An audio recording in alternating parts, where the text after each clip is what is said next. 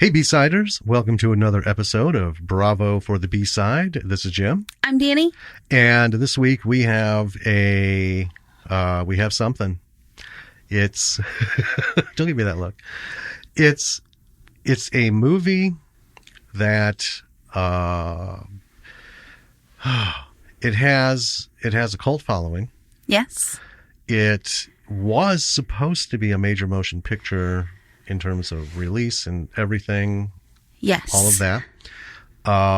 It's based off of a book from the 60s. And what classifies it as a B film is it had a hell of a time. It was dropped by the first studio that wanted to distribute it. Yep. Dropped by the second studio that wanted to distribute it. Yep. And then picked back up by the first studio that wanted to distribute it, but on weird terms. Right. It's all over the place. Yeah. So it's not that it's bad, right? This is like the 1980 equivalent of 2001: Space Odyssey, which you have to go into this. It's a thinker. It's very cerebral. It's very art film. Yes. And you can't, you can't go into it half-assed. No. Let's be honest. A lot of like some of the horror films, they're fun. They're gory. That's the whole experience, right? But you can look away for a couple minutes. You can. And come back and not be super lost in things. And we'll often do that when we watch horror movies. We'll be like, oh, let's put on something we don't have to really pay attention to. Yeah, background stuff, Yeah. But then peripherally, you catch the, look at that fucking blood. Yeah. Did you see that head pop? This needs your full attention. Yes. Because it's a thinker. It is a thinker. Yeah. And it's very quick in terms of pacing. It is. And, I've got a lot to talk about on that aspect. Yes. But this bad boy is loaded with stars. It is. Because of its original aspirations to become almost like a tentpole film. So, yes. Hey, why don't you take us into this bad boy so we can get talking about it? Okay. So this movie is called The Ninth Configuration. It's an obscure reference as a title for the movie, but it was made in 1980. It was written and directed by William Peter Blatty, whom you might have heard of, the guy who made The Exorcist. Yep. This movie is nothing like The Exorcist. It stars Stacy Keach, Scott Wilson, Jason Miller, Ed Flanders, Robert Loggia, George DeCenzo, and Neville Brand. So many names. I know. Yeah. It was rated R, and for good reason. Yes. It's not like there's a lot of like nudity or sex or anything in it. It's subject matter. Yeah. Yeah. The budget was $2.5 million. Pretty good budget. The log line is: a former Marine arrives at a mental asylum housed in a remote castle to run it. There he attempts to rehabilitate the patients by letting them act out their craziest fantasies and desires. Not really. No. It's, should we hit the notes? Yeah. Before we jump into it? So here's the thing. William Peter Blatty wrote this in 1966. It was published under the title Twinkle, Twinkle, Killer Kane. And he and William Friedkin wanted to make the film, but they didn't have any takers. So they ended up falling into and moving on to The Exorcist. Yes. Right? Which made bank worldwide. Huge It got bank. attention. Okay. It was a big deal. And that's how Blatty got funding. For this. Friedkin, I guess, was either not interested or he had moved on to other things. Right. I think he just kind of like, I'm sick of kicking this fucking dead dog. Right? It's been, 14 years. We've been talking, this could make a movie, and everybody shit on it. Yeah. And, he was doing other things. And the only reason that Blatty was able to make this is because The Exorcist was so successful. Yes. He was riding his own success train. Yeah, that's what people noticed him. They're like, holy fuck, look what that guy did. And he wants money for another film. Let's give him some. Yeah. So he did find financing. And then he made this. So and what's funny though, he decided to direct it himself. Yeah. It's like, well, Friedkin's off doing something. I'm not going to mess around looking for people. Mm-hmm. Fuck it. I got money. I'll do it. Yeah, and it turns out he's a really good director. This is, I don't want to, let's get into it. Go. Let's get into it. And, because, I have comments on that through. Yeah. All right. Bring us in. So this movie is just a madhouse of a film. We did our best to take notes and walk through it, but I know at one point you just started writing down thoughts. I gave up, and I'll talk more about that. Yeah. Well, I guess I could mention it now You could. as we get into it. So the beginning of this film, for me, it was just too chaotic because when I take notes, I think, I get like 5 pages of notes. Yeah. At the end of watching something. You get 3. 3. Right? I try to capture the detail and the mood, but this motherfucker was like trying to read the fucking serial numbers off of the trucks of a fucking train moving down the track at 70 miles an hour. It was so hard. And I felt like I'm writing basic sentences, and it when I read them, as I first started writing them, it sounded like I was having a stroke if I were to read them out loud. Right? Yeah. Man walking down, now doing this, and they're singing, and the guy with the thing, and, all that's missing is, I smell eggs out of the blue. So at one point, I did stop trying to capture it, and I turned my focus onto the things that I loved about this film. Yeah. And what we see in it. So it's going to be kind of intermixed. You're going to bring in us the movie. I got most of it, yeah. Yeah. And then my ruminations will come up. So we do our best to walk through it, but there are some things that you just kind of have to see.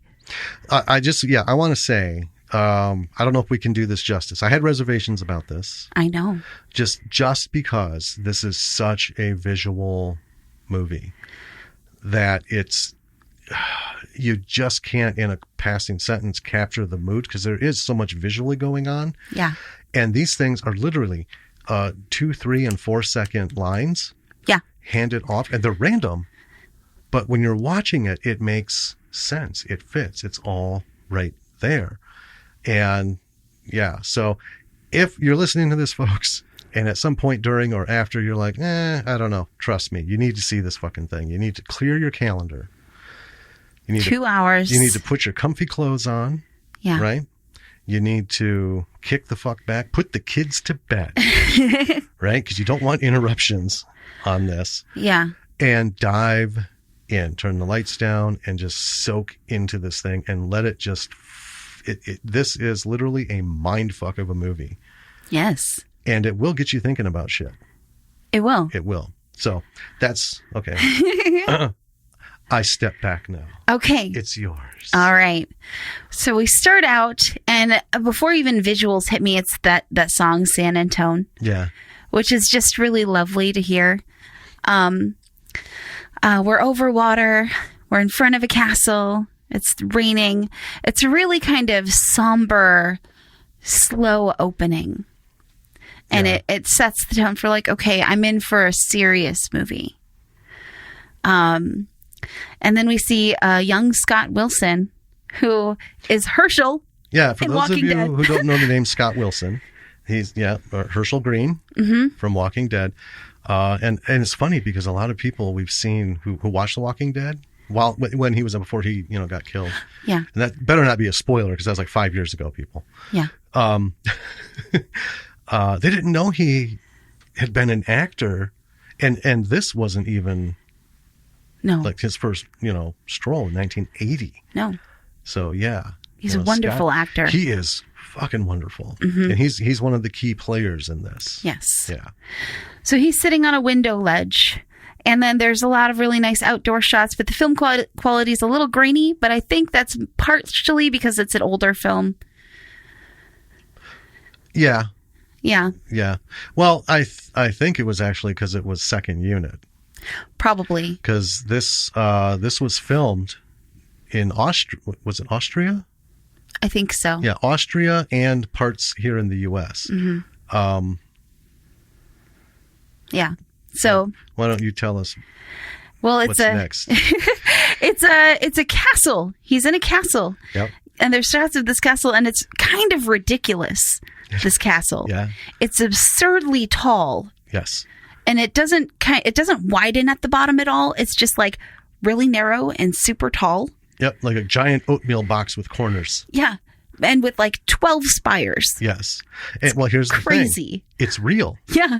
Now, this is supposed to take place in the Pacific Northwest in the U.S. Yeah. In a castle in the U.S. Yeah.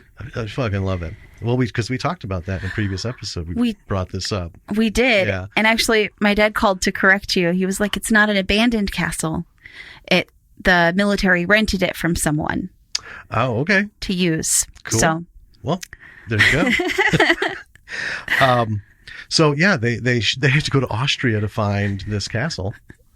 And, yeah, so, but they did a lot of second unit shooting over there because they did a lot of non-castle shots here. And I think it was just a matter of the second unit didn't quite have the same equipment. Probably. And plus it was a lot shittier because it was overcast, raining. Well, yeah. And so, yeah, low light green kind of thing. Yeah. Anyway, so we see our castle with 12 spires. And then we cut to a long shot of a rocket on a launch pad at night. So it's a Saturn III rocket, from the 60s. Mm-hmm. And it's funny because the massive moonrise comes up behind the rocket, the kind that you only get in Hollywood. It's huge. It takes up the whole screen. I know. If the moon was that huge, it would have destroyed the Earth. Well, yes. But there's a reason it's that big. It is. But I was going to say, because it's a visual that's important to the story. Mm-hmm. And it's a movie, so you can do that. Yep. Yeah. So remember that, folks. Giant moon. Yeah. And then we have the stars above. And then we hear an alarm. Well, there's some jibber jabber, Houston, irrelevant. And then we hear an alarm. Yeah. Right. And then we cut to the gantry on the launch pad, and they're pulling an astronaut out of the rocket, and it's Scott Wilson. Yeah. Right. And pulling him away from the rocket to take him off of the pad. And he's fighting with them. He's fighting, and he's just, fucking screaming. Mm-hmm. And, you don't think anything of it. It's like, oh, okay, here we go. And then we cut back to the castle, and now he's on a bed in surgical pants, but wearing his military shirt. So then he goes to the window, and he says, somebody's coming.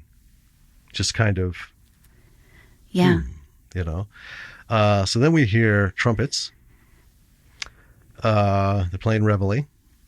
And then we have, I wrote this down because I liked it.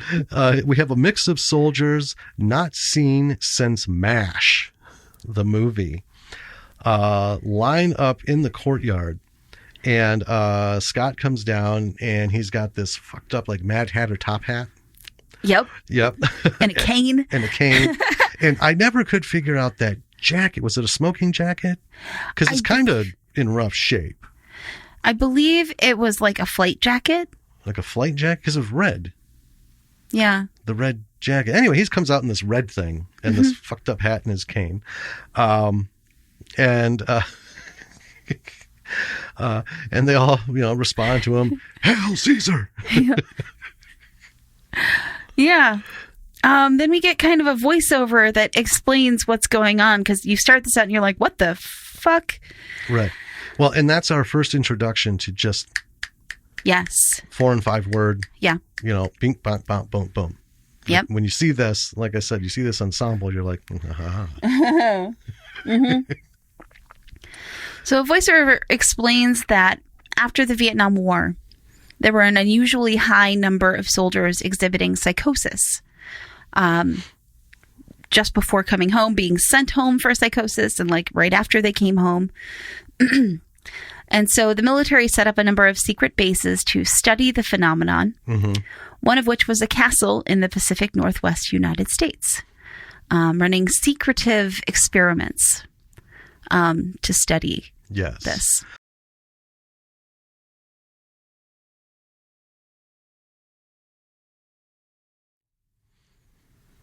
See it.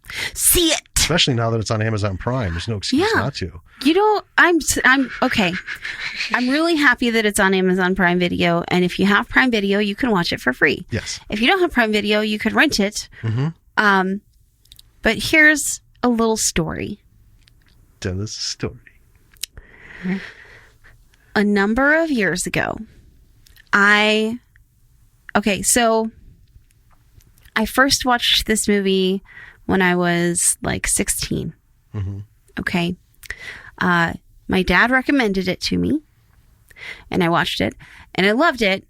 And then as an adult, I thought about it again at some point in time, and I was like, oh man, I would really like to own that movie. And this was before like Netflix and streaming and everything came out. And I'll be damned if it didn't take me like 4 months to find the DVD, right? It was an odyssey finding this movie. And I might be wrong, and I'm sure my dad will correct me if I'm wrong. But I think he had it on VHS when I watched it. I believe I watched it on VHS. Okay, probably. So when I finally found the DVD, I was so happy. And then when we were going to do this episode, I was like, okay, we'll have to break out the DVD because I've never heard of like other people hearing it, knowing about this movie. I know. Even though it was made by William Peter Blatty, right? And even though The Exorcist and he are like very well known. Right. This movie is not well known in the general public. It is. I mean, it has a cult following, but the cult is nowhere near here. No. I've never met another person who's heard of it. No. So, and that's not to say they're not out there, but just me personally haven't met them. So when I went to look it up on IMDb because I wanted to find the budget. We were researching it because we were going to do the episode. Right. And on IMDb, it said on Amazon Prime, free for Prime members. And I was like, what?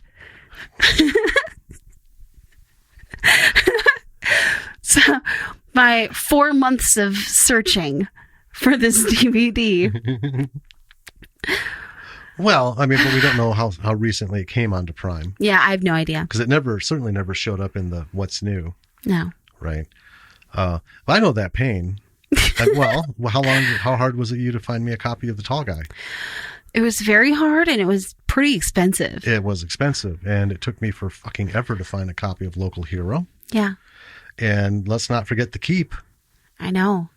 I was looking at that. They were selling VHS tapes for around $160 to $180 in the worst fucking condition. I mean, it looks like a hamster like fucked the life out of it. And then I think the highest people were on eBay were like $380, $400 for this piece of shit VHS tape. And I'm like, fuck you.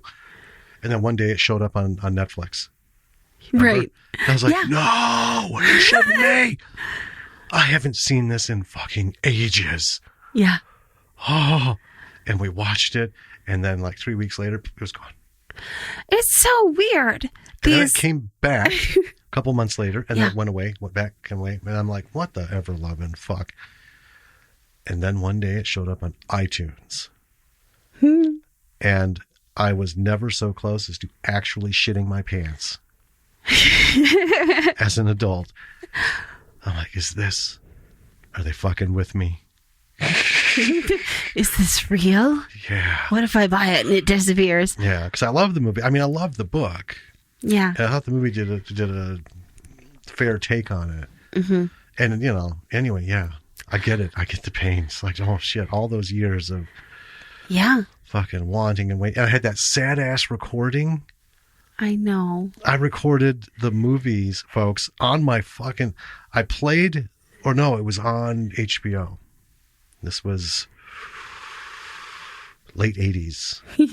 I used my boombox to record certain music segments of the movie. I kept that tape for fucking ever. And when CDs came out, I was able to